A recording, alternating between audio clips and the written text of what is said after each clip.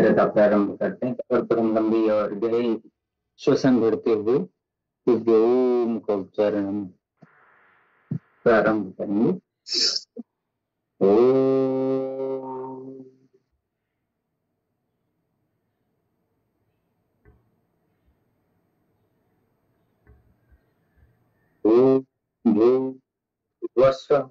तत्सवितुर्वरेण्यं भर्गो देवस्य धीमहि धियो यो नः प्रचोदयात्। ओम त्र्यंबकं यजामहे सुगंधिं पुष्टिवर्धनम् उर्वारुकं बन्धनात् मृत्योर्मुच्येमामृतात्। ओम शांति शांति शांति। वक्रतुंड महाकाय सूर्यकोटि समप्रभा निर्विघ्नं कुरु मे देव सर्वकार्येषु सर्वदा। आज विघ्नहर्ता प्रथम पूज्य गणेश जी की आज चतुर्थी, आज उनका जन्म दिवस है। तो आज ऐसे शुभ अवसर पे उन्हें हम प्रणाम करते हैं। आइए देखते हैं गणेश चतुर्थी ये सभी जानते हैं हम बापा गणेश जी का प्रादुर्भाव हुआ था। कैसे हुआ था, क्यों हुआ था, सभी जानते हैं। चलिए सर्वप्रथम आंखों के लिए अभ्यास के साथ प्रारंभ करते हैं। ये देखिए 3 बार सीधे दिशा में घुमाइए, फिर 3 बार उल्टी दिशा में घुमाना है। तो एक बार मां पार्वती अपने स्नान गृह में जाकर के स्नान कर रही थी, तो उन्होंने अपने शरीर के मैल से, मल से, क्योंकि उनका नाम गौरी भी है, गौरी कहते हैं, गौरी शंकर, गौरी मतलब गौ, गौ पहले आया, गौरी, इसमें भी गौरी, गौ मतलब गौ माता, गौ माता का मल मतलब गोबर, गोबर से उस मूर्ति का निर्माण किया, उस बच्चे का निर्माण किया, एक मूर्ति का निर्माण किया, उसमें फिर अपनी योग विद्या से उस पे प्राण डाले, फिर वह बच्चा जागृत हो गया। आंखों के बाद 3 बार सीधे दिशा में आंखें घुमाना है, फिर उसके 3 बार विपरीत दिशा में आंखें घुमाना है। आराम आराम से करेंगे, पूरे लगन के साथ करेंगे तो आपको फायदा। फिर गर्दन का अभ्यास 5 बार। तो निर्माण हुआ, आप सभी जानते हैं कि उसके बाद उस बच्चे को बता दिया गया कि मैं स्नान कर रहा हूं, मेरे अनुमति के बगैर कोई नहीं आना चाहिए। तो गणेश जी को पैरे पे लगा दिया गया और उनको मालूम नहीं था कि कोई दिया है, हमारे पिता को, वो सिर्फ अपनी माता जी को जानते थे कि जन्म दिया है। 10 मिनट का पहले का बच्चा क्या जानेगा, फिर उसको बता दिया गया। हाँ, उसकी मम्मी ने यह नहीं बताया कि तुम्हारे पिताजी ये हैं, और वो बेचारा लग गया पैरे पे, और इतने ही समय सीधे आए, अपने घर में आना ही है। बोले कहाँ जा रहे हो, रुकिए, गर्दन घुमाते रहे।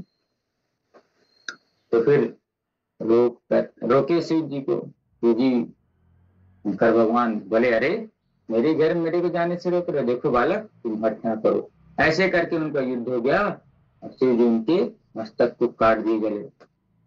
अब इतने में पार्वती जी आई वहां पे और देखी कि गणेश जी का सर कटा हुआ है। गणेश जी को लेकर के, उनके धड़ को लेकर के विलाप करने लगी और बताया कि ये हमारा पुत्र है, मैंने इसे अपने मल से उत्पन्न किया है। तो गणपति जी का नाम गणेश था। तो उस बालक को अब कैसे करना है, रुष्ट हो गई माता जी। तो उनको शंकर जी ने कहा ठीक है मैं इसका कुछ करता हूं। वो गए और जंगल में गए, जा करके देखे तो जिस का पहले मस्तक मिला उसको ले आए। तो एक हाथी का मस्तक मिला, उसको ले आए कि चलिए भाई इसमें हम करते हैं। और दुनिया का पहला, सबसे पहला प्लास्टिक सर्जरी उस जमाने में हुआ शंकर जी के द्वारा। हमारा देश शुरू से समृद्ध है, शुरू से ही प्लास्टिक सर्जरी आदि का विकास हमारे देश में हुआ है। बेलगांव के पास भी, मैं पहले भी आपको बताया था, बेलगांव महाराष्ट्र का, वहां पे भी एक अंगलल कर्नल कूट नामक का भारतीयों ने नाक काट दिया था, और उसका बेलगांव के एक वैद्य ने नाक जोड़ दिया था। 21 दिन जड़ी बूटियों का लेप किया। अभी की बात बता रहा हूँ, 100-150 वर्ष पहले की बात, और उनका नाक जुड़ गया था। प्लास्टिक सर्जरी से लेकर के सारी सर्जरियां हमारे पास शुरू से उपलब्ध थी। तो हमें अपने भारतीय संस्कृति पर गर्व होना चाहिए। तो गणेश जी गए, अब ये 20 बार ये करना है, 20 बार से कम नहीं करना है। श्वास लेते हो अपने श्वास लेते हो। गणेश जी की मूर्ति स्थापना हुई, समझो मस्तक का स्थापना हुआ, उसके प्राण डाले गए। फिर उनका जो वेश था, एक हाथी की तरह सूंड और पूरा शरीर बना दिया गया, अब उसके प्राण आ गया। तो ये यहाँ तक तो अब सभी जानते हैं, और पहले पूजा क्यों होती ये भी जानते हैं, क्योंकि जो व्यक्ति अपने माता पिता की बात मानता है और माता पिता की सेवा करता है, वो प्रथम पूज्य होता है, दुनिया में पूजा जाता है। 20 बार करना है। तो फिर एक बार आई बात कि दुनिया में प्रथम पूज्य कौन है, तो शंकर पार्वती जी बैठे थे कैलाश पर्वत पे, आए दोनों बच्चे। तो जो पृथ्वी की पूरी परिक्रमा करके पहले आएगा, पूरे ब्रह्मांड की पहले परिक्रमा करके आएगा, वही क्या होगा, वही प्रथम पूज्य कहलाएगा। क्योंकि पूजा तो होती, सबसे पहले पूजा किसकी करें। तो सभी आ गए, सभी अपने अपने वाहनों पे विराजमान हुए। कार्तिक जी गणेश जी के भेजे जो थे, और बगल से 20 बार। तो गणेश जी के जो भैया थे वो अपने मयूर पे बैठ गए, सब के सब लग गए। तो अब गणेश जी ने कहा कि पूरी दुनिया मेरे लिए तो मेरे माता पिता हैं। उन्होंने 7 परिक्रमा करके उनको प्रणाम कर लिया, कहा मेरे माँ, पूरे सभी देवताओं को साक्षी मान करके ब्रह्मा विष्णु सभी महेश उनको उपस्थित हो गए, और उनको प्रथम पूज्य का वरदान दिए, क्योंकि माता पिता ही सबसे बड़े देवता। तो ऐसे हमारे गणपति भी, गणों के ईश गणेश,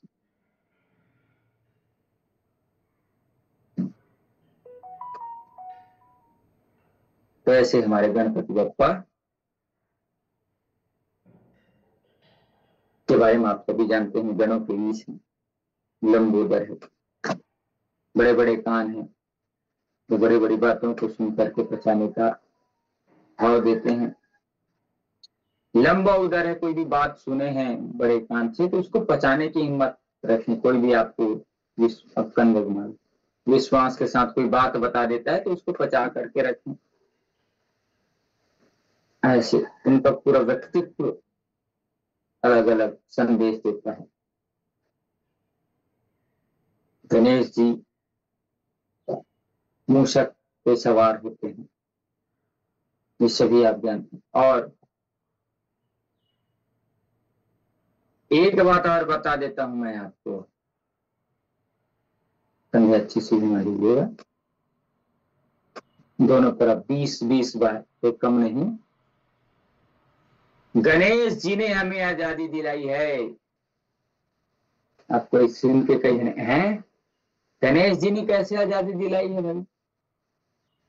1893 में अंग्रेजों का शासन था, और उस समय भारतीय जब 1857 की क्रांति हुई, उस क्रांति पे अंग्रेजों को पता चला कि भारतवासी हमें मारने खदेड़ने के लिए, बाहर भगाने के लिए लगे हुए हैं। दोनों ने धारा 144 लगा दिया उस समय कि 2-4 लोगों से ज्यादा 8-10 लोग एक जगह इकट्ठा नहीं होंगे, ऐसे कानून बना दिया गया। अगर 8-10 लोग ज्यादा एक साथ इकट्ठा होंगे तो उन्हें मारपीट करके जेल में डाल दिया जाएगा। ऐसे कड़े कानून बना दिए गए। उस कानून को तोड़ना है। थोड़ा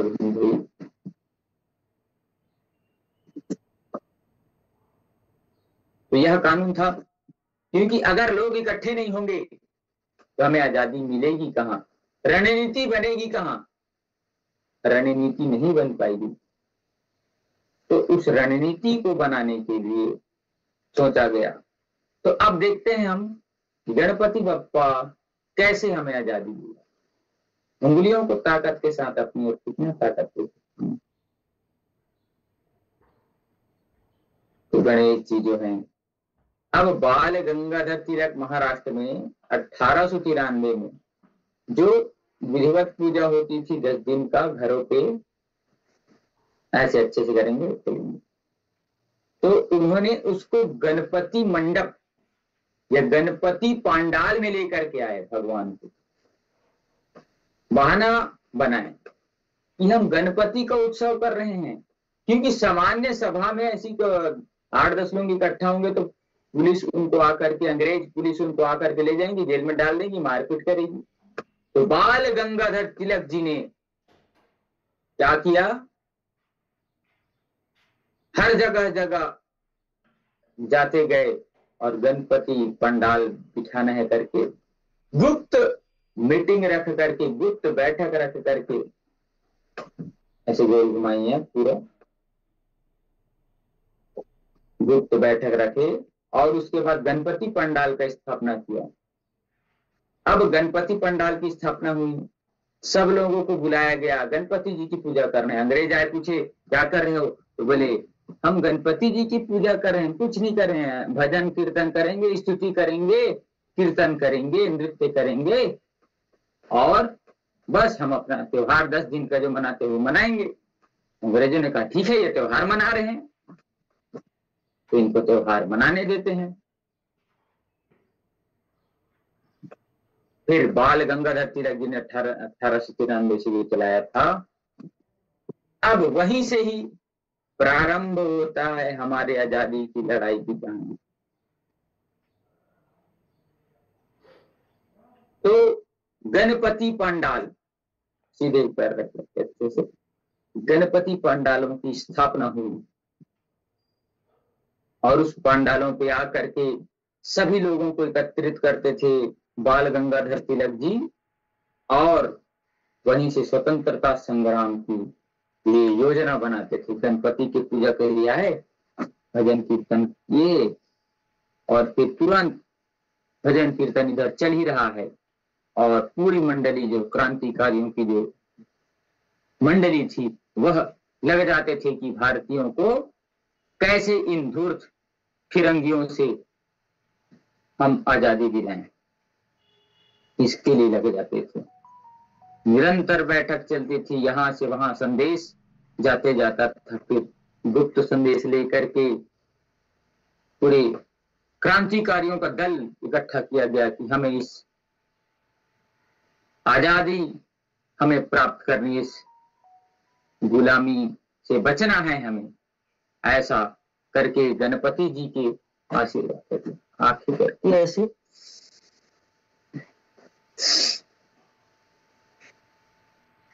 तो फिर ऐसे इस प्रकार से जो काम है स्वदेशी का काम, राष्ट्र जागरण का काम गणपति जी के आशीर्वाद से हुआ।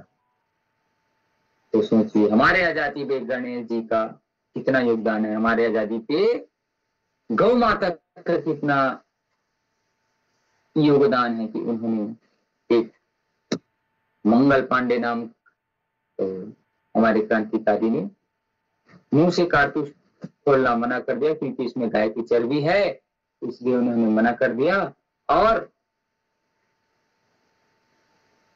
उससे हमें आजादी मिली। तो गणपति पंडालों के माध्यम से भी हमको यह सीखने को मिला। मंडली बनी, गणपति जी की पूजा होती गई।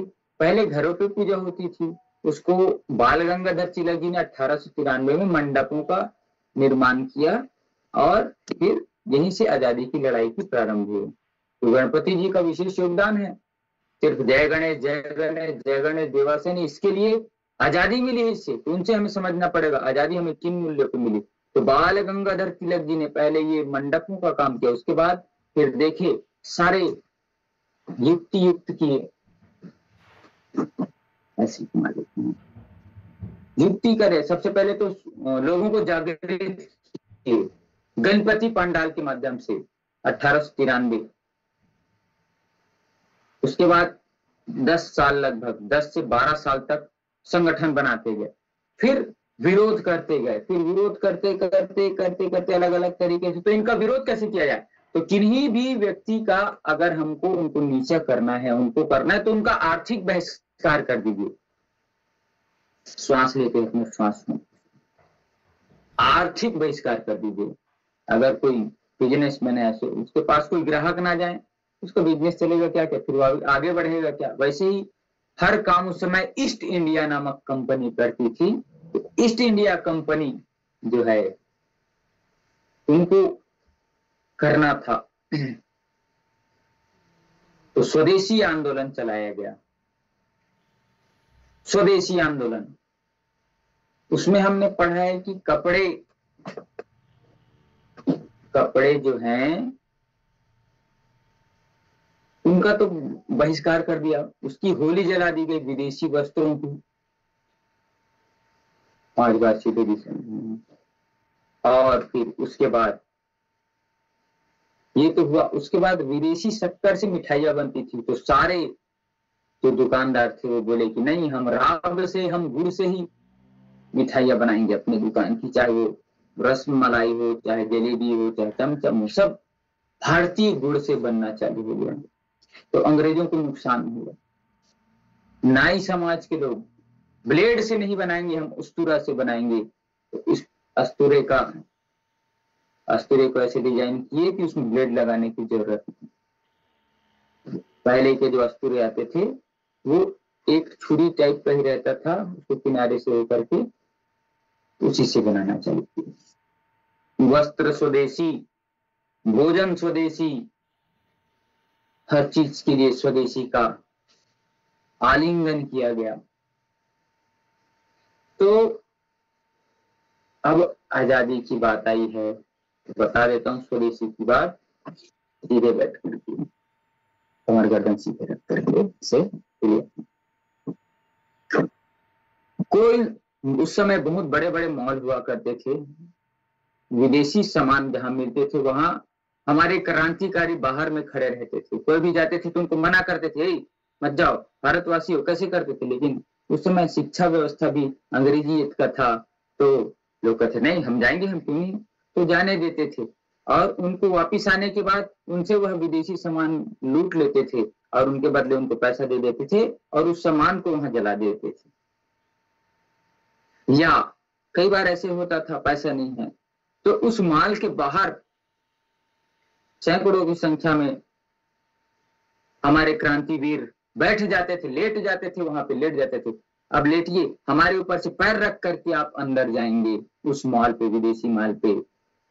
ऐसे करके लोग घबरा जाते थे, डर जाते थे, अरे हम इनके ऊपर कैसे पैर रख करके अंदर जा सकते थे। वो वापस लौट जाते थे और फिर उनको सामान नहीं मिलता था। स्वदेशी सामान लेकर के वह उस आजादी की लड़ाई पे सब शामिल हो जाते थे। अंग्रेजों ने भी इनका बहुत विरोध किया, मारपीट किया। अब देखिए बारी आती है, अब पैर ऐसे जब बार उठाइए, एक दोनों तरफ से उठाना है। अब अंग्रेज लोग देखिए क्या किया जाए। तो यहां से तो लोग ले ही रहे हैं, जैसे तैसे करके ले रहे हैं। तो उन्होंने कहा कि बंदरगाह को हम टारगेट करते हैं। बंदरगाह में जहां से माल आता था विदेशी, वहां पे गए, वहां से ट्रक पे लाद के सामान स्थानों पे आता था, बंदरगाह से, बड़े बड़े जहाजों से। तो सब क्रांतिकारी वहां पहुंच गए कि वहीं से हम विदेशी माल को अंदर आने नहीं देंगे। तब क्या हुआ, एक ट्रक लेकर के आगे बढ़ रही थी, बहुत विरोध हुआ, बहुत विरोध हुआ, मत ले जाओ, मत ले जाओ। तो अंग्रेज लोग माने नहीं। तो बाबू गेने नाम के एक क्रांतिकारी थे, जो स्वदेशी के प्रथम शहीद थे, प्रथम बलिदानी थे, वो उस ट्रक के नीचे लेट गए कि अगर ले जाना ही है यह ट्रक तो मेरे लाश पे से ले जाओ, मेरे ऊपर चढ़ा के ले जाओ। और धूर्त लोग उनके ऊपर से ट्रक पूरा कुचलते हुए ले गए। लेट गए थे बाबू गनी जी, उनके शहादत को भी प्रणाम है।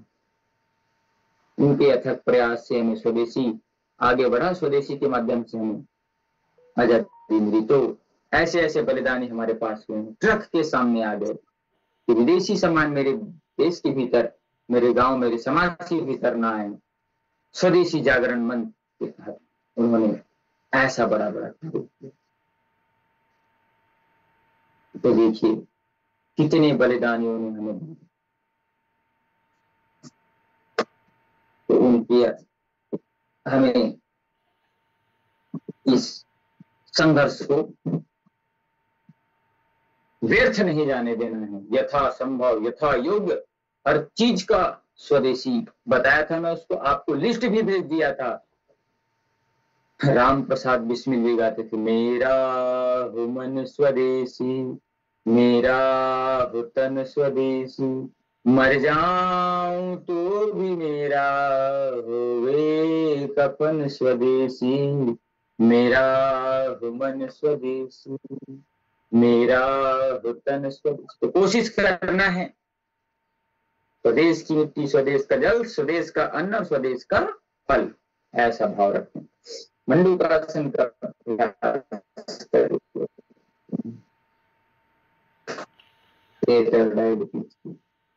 शुगर विदेशी चीज है, शुगर ना खाएं, खांड खाएं, भूलेंगे। देश का पैसा देश में रहेगा तो देश का विकास होगा। भारतीय कंपनियों का, छोटे छोटे कंपनी, कुटीर उद्योगों के सामानों का उपयोग करिए। विदेशी कंपनियों के साबुन, टूथपेस्ट, ब्रश, कपड़े, सारे चीजों का बहिष्कार करेंगे तब देश समर्थ होगा। देश समर्थ होगा तब विकास होगा, सड़कें बनेंगी, हर चीज इंफ्रास्ट्रक्चर से लेकर के सुरक्षा मजबूत होगी, सब चीज होगा, तभी हम सही मायने में अपनी आजादी को, नहीं तो फिर हम गुलाम हो जाएंगे। पहले तो एक ईस्ट इंडिया कंपनी ने हमें बर्बाद कर दिया था, अभी 7,000 से ज्यादा विदेशी कंपनियां हमारे देश पे है जो अपने अलग अलग प्रोडक्ट्स बेच करके हमें बर्बाद कर रही हैं, पैसा लूट रही हैं और अपने देश पे ले जा रही हैं। तो गणेश जी की उस बात को मानना है। बाल गंगाधर तिलक जी ने जो आंदोलन चलाया था गणपति जी को, हम गणपति जी को नमन करते हैं। तो स्वदेशी के लिए, राष्ट्र प्रेम के लिए गणपति जी को पंडालों पे लाया गया था। उस पंडाल पे हम सिर्फ डीजे में गाना बजाना करके ऐसे ना कर दें, बड़े बड़े कार्यक्रम करके। स्वदेशी की मूल भाषा को समझना है, गणपति जी की मंडप पे स्थापना क्यों हुई थी इसको समझना है। विदेशी गानों पे नाच रहे हैं, विदेशी प्रसाद बांट रहे हैं, अरे भारतीयता को अपनाए भाई। उस मुद्दा क्या था उसको समझना। मंडूकासन का दूसरा अभ्यास, बाएं हाथ नीचे ऊपर दाहिना हाथ। तो गणपति जी और हमारे अमर बलिदानियों को जो देश पे कुर्बान हो गए, उनकी सच्ची श्रद्धांजलि होगी कि हम स्वदेशी चीजों का इस्तेमाल करें। स्वदेशी से ही हमें, हम जो भाषा की गुलामी में फंसे हुए हैं, उस भाषा की गुलामी से बचे, यथासंभव बचना है। देखिए भूल गए तो कोई बात नहीं, यथासंभव हिंदी बोलने का, यथासंभव छत्तीसगढ़ी बोलने का, यथासंभव अपनी मातृभाषा बोलने का, जो भी हो, यथासंभव संस्कृत बोलने का अभ्यास करें। यथासंभव, देखिए यथासंभव की बात कर रहा हूं, जहां तक हो सकता है करना है। भूल गए तो कोई बात नहीं, सर मैडम बोल दिए कोई बात नहीं, लेकिन यथासंभव हमको पहली प्राथमिकता हमें अपनी मातृभाषा को देना है, अपनी मातृभाषा को देना है, राष्ट्रीय भाषा को देना है, तो राष्ट्र का गौरव है उसको देना है। श्वास भर तो हाथ उठाना है, माथा जमीन पे लगा देना है, रिलैक्स करके।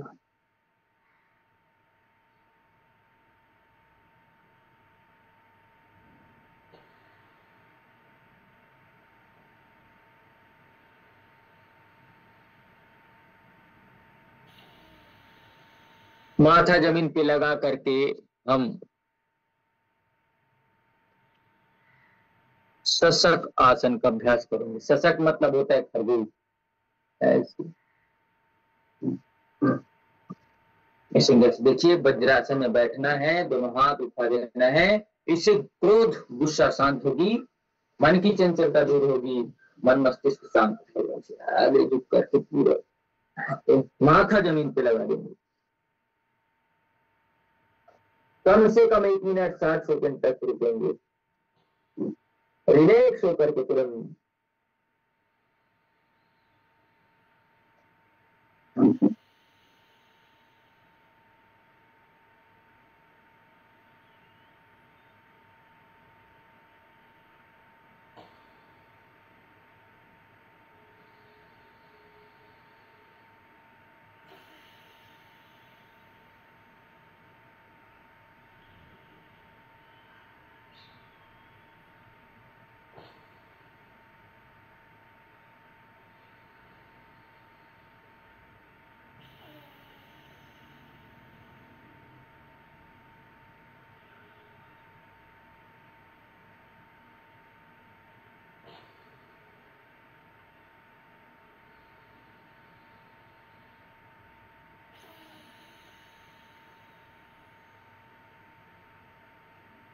धीरे से श्वास भरते हुए ऊपर की ओर आएंगे।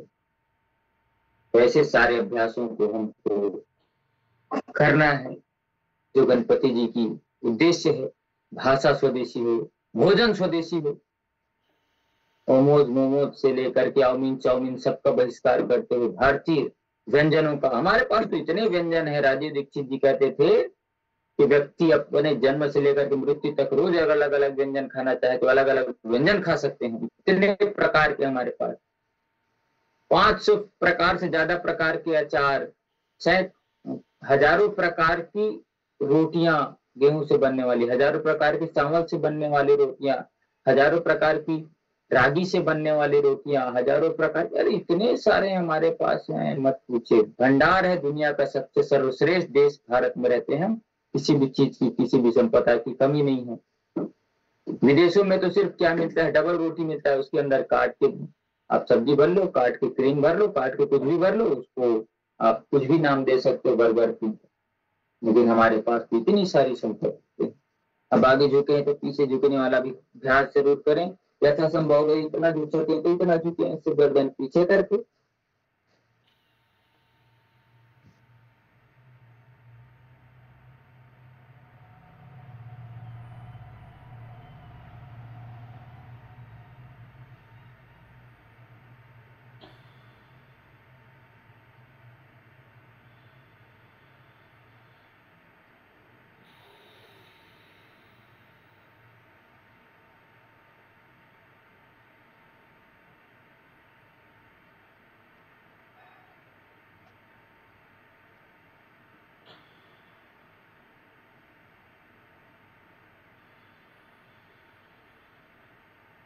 मन को शांत, शिथिल, रिलैक्स करते हैं। ऐसे हमें अभ्यास रोज प्रतिदिन नित्य हमें करनी है। सारे अभ्यासों को अपने भीतर समाहित करना है। आज का जो संदेश है, सीधे बैठेंगे तो स्वदेशी से ही राष्ट्र जागरण होगा, स्वदेशी से ही राष्ट्र उत्थान होगा। स्वदेशी के बल पे हमें आजादी मिली है, क्योंकि आजादी किस चीज से मिलती है? किसी भी चीज को आर्थिक रूप से कमजोर कर दी। किसी भी व्यक्ति को आप उससे, उसके पास पैसा धनार्जन ना हो, तो दुकान वाला है तो उसके पास कोई ना जाए, तो व्यक्ति गरीब होकर के लुट पुट जाएगा। वैसे ही हमने अंग्रेजों के साथ किया। उनकी नीतियों को पूरा, पहले तो उनके बाजार को बर्बाद किया, फिर उनकी नीतियों को बर्बाद किया, तो ले दे करके उनको भागना पड़ा। और कुछ हमारे लोग ऐसे थे षड्यंत्रकारी, हमारे ही लोग, जिन्होंने अंग्रेजों का साथ दे करके उनका संरक्षण लेकर के नीति बना करके देश को उन्हीं के चंगुलों पे ला करके, उन्हीं के जो दस्तावेज थे, उन्हीं के जो कानून थे, 34,735 अंग्रेजों के कानून के साथ हमें आजादी मिली। क्या आजादी, कौन सी आजादी है भाई? कुछ भारत के जो कर्म दल के नेता थे वो लोग कहे कि नहीं, हमें विदेशी कुछ भी चीज नहीं चाहिए, विदेशी कानून नहीं चाहिए। लेकिन कुछ जैसे धूर्त लोग थे, जो अंग्रेजों के तलचट्टे लोग थे, उसके तलवे चाटने वाले लोग थे, उन्होंने नहीं नहीं नहीं, उनके हम कानून को ले लेते हैं। अरे जैसे कि तैसी करा दिए देश का, उसके चक्कर में ऐसे ऐसे कानून लगा दिए, 34,735 कानून बना दिए, देश को बर्बाद करने वाले कानून। धीरे धीरे उन कानूनों का सफाई हो तो ज्यादा अच्छा। थोड़े बहुत भी नहीं, 34,000 हैं जो लिखा गया ना हमारा जो संविधान, 2 साल 11 महीने और 18 दिन क्या किए, वहां से कुछ लाए लिख लिए, दूसरे देश से लाए लिख लिया। अरे भैया हमारे पास इतने धर्म ग्रंथ, गीता महाभारत से लेकर के इतने सारे उपनिषद से, उनसे अगर लेते तो हमारा देश सबल, समृद्ध और संस्कारवान बनता, दुनिया का सर्वश्रेष्ठ देश बनता, अगर हम अपनी कानून व्यवस्था को लागू करते। लेकिन नहीं हो पाए, क्या करें, भगवान की मर्जी मान करके चलते हैं। लेकिन अब सजग जागरूक रहना है, हमें हमारे देश के प्रति भी जिम्मेदार होना चाहिए। देश पे क्या चल रहा है, हम अपना काम कर रहे हैं, ये कर रहे हैं। भगवान ने आपको समर्थ बनाया, अपना काम करते करते कुछ समय निकालिए, कुछ समय देश के लिए बोलिए, देश के लिए समय निकालिए। कुछ नहीं कर सकते, देश के लिए लिखिए, देश के लिए पढ़िए, देश के लिए बोलिए, देश के लिए संदेश भेजिए। मूक दर्शक ना बना। देखिए, तन मन धन 3 चीज से सेवा होती है। तो आप तन नहीं लगा सकते, जो तन लगा सकते हैं, जो समय दान कर सकते हैं, उन पे आप धन लगा दीजिए। कोई राष्ट्र सेवा पे कर रहे हैं, कोई प्रचारक आए हैं, तो कोई स्वदेशी प्रचारक आए हैं, उनको आप धन दीजिए, उनके आने जाने का खर्चा कीजिए, उनके वस्त्र की व्यवस्था कीजिए, उनके भोजन की व्यवस्था कीजिए। वो राष्ट्र के लिए लगे हैं। ऐसे क्रांतिकारी हमारे पास ऐसे कई आते रहते हैं, हम सबसे संपर्क करके रखते हैं, उनको यथासंभव मदद करते हैं, हम उनके साथ प्रवास में जाते हैं, यहाँ चलते हैं भैया, यहाँ चलते हैं। तो ऐसे तन मन धन, मन लगाइए कि हाँ उसमें हम क्या कर सकते हैं। कोई ऐसा रहता है जो तन नहीं दे सकता, ना धन नहीं दे सकता, मन लगाए कि योजना बनाए। तो ऐसे करके देश की समृद्धि को, जो आजादी मिली उसको हमको बचा करके रखना है, और हम किसी चीज से आगे गुलाम ना हो जाए। पहले तो टेक्नोलॉजी इतना नहीं था, तब हम इतना गुलाम थे। अब टेक्नोलॉजी इतना ज्यादा बढ़ गया है, तो हम हर चीज में मानसिक गुलामी के रूप में हमारे धर्म ग्रंथों को गलत तरीके से पेश करके, उस पर मिलावट करके हमें परोसा जा रहा है, यह गलत है। तो इन षड्यंत्रों से बचना। अरे आपके धर्म ग्रंथ में ऐसा लिखा है, ऐसा लिखा है, हमने मूल प्रति पढ़ा ही नहीं है, अंग्रेजों ने उस पर मिलावट कर दिया है। जहां पे होना चाहिए था वहां पे नहीं डाल दिया है, नहीं था उसको है डाल दिया है। एक एक चीज में अंतर होता है ना। जैसे शराब का सेवन हमें नहीं करना चाहिए, तो नहीं को हटा दिए, शराब का सेवन हमें करना चाहिए। अब उसको दिखाए, ये देखो तुम्हारे ग्रंथों में ऐसा लिखा है। और हम धूर्त ये नहीं समझ रहे हैं कि धूर्त लोग जो दुष्टता करके गए हैं, उस पर मिलावट करके गए हैं। मैक्स मुलर जैसे जो अंग्रेज आए, उन्होंने भारतीय वेदों पे, भारतीय धर्म ग्रंथों पे, हमारे आदर्शों पे मिलावट करके चले गए। हमें रोजगारी देते हैं, सती प्रथा ऐसा है, ये है। कोई कहीं पे भी उल्लेख नहीं सती प्रथा का भी हमारे प्राचीन ग्रंथों पे। पीछे पड़ रहते हैं, ऐसे हैं वैसे हैं, ये है वो है। और हम लोग ऐसे ही, क्योंकि हम लोग अंदर से अपने स्वाभिमान को नहीं जानते कि हमारा भारत देश कैसा था, नहीं जानते। हाँ ठीक है भैया, हमारे तो ऐसे है, हमारे धर्म ग्रंथ में ऐसा है, ऐसा। कुछ चीज को लेकर के सब चीज ऐसे नहीं होता। दुनिया का सर्वश्रेष्ठ देश अगर कोई है तो भारत है।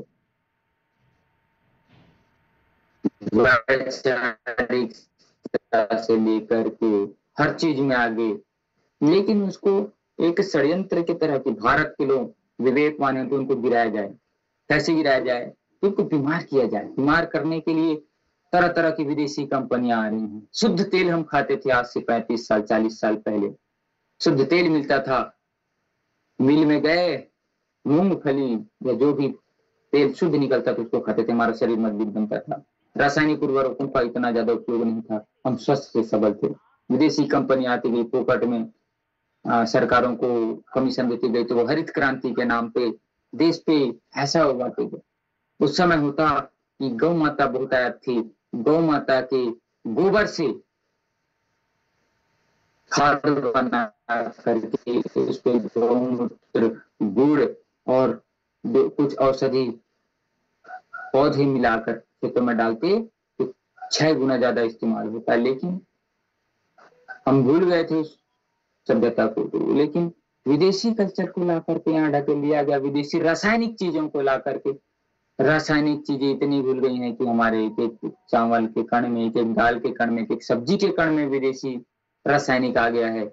और यहाँ तक रिसर्च हुआ है कि माता का एक एक दूध के अंश में उस रासायनिक तत्व का होता है। तो बच्चे जो हमारे पैदा हो रहे हैं वो उसको स्तनपान कर रहे हैं, तो वो बच्चे भी बीमार हो रहे हैं। जन्म से ही बच्चे डायबिटीज लेकर के पैदा हो रहे हैं, जन्म से ही बच्चे आंख की समस्या लेकर के पैदा हो रहे हैं, जन्म से ही बच्चे अपंग पैदा हो रहे हैं। क्यों?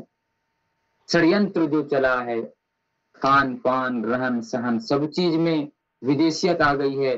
तो भारतीय संस्कृति जब तक हम नहीं अपनाएंगे, भारतीय संस्कृति दुनिया की सबसे अच्छी संस्कृति, दुनिया की सबसे वैज्ञानिक संस्कृति है, उसका हम पालन नहीं करेंगे।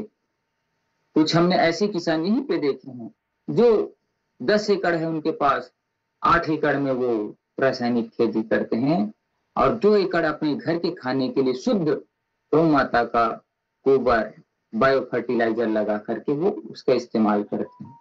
कुछ किसानों को यही हमने देखे हैं कि उसमें कुछ नहीं डालते, सब्जियां आदि उगाते हैं, खातू वातू नहीं डालते, उसमें गोबर खाद आदि का इस्तेमाल करके वर्मी कंपोस्ट बना करके उस पर डालते हैं।